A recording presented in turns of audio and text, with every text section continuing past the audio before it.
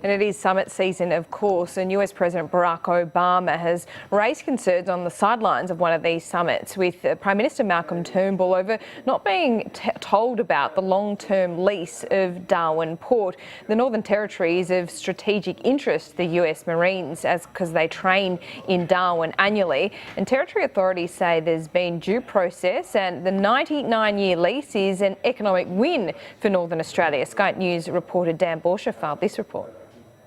US President Obama has told Prime Minister Turnbull he was not consulted on the long-term lease of Darwin Port to a company reportedly linked to the Chinese government.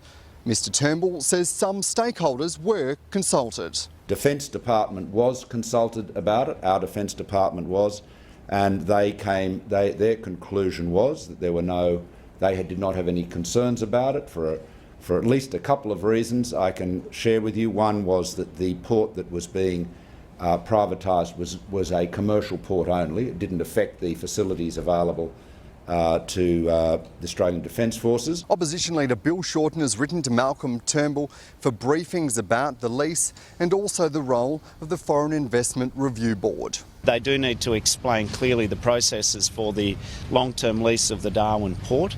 I think there is community concern. It doesn't seem to be going away. The sale of Darwin Port was not captured by the FIRB process.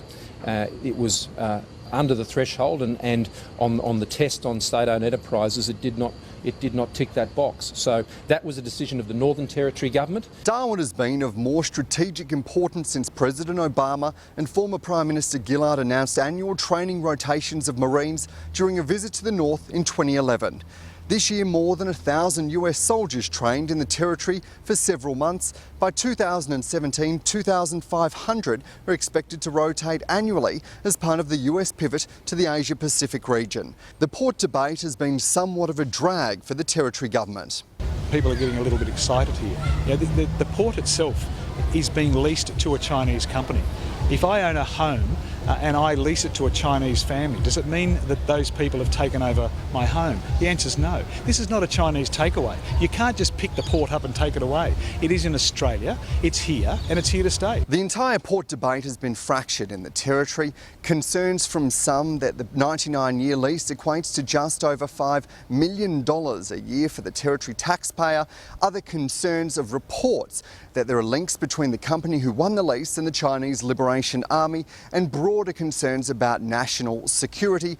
Others say that it's a welcomed decision, that the Territory taxpayer simply couldn't have afforded the upgrades required, that this will pave the way for new jobs and trade links into Southeast Asia, and that it'll mean a boost of tourism and other infrastructure in the Territory. Dan Borscher, Sky News, Darwin.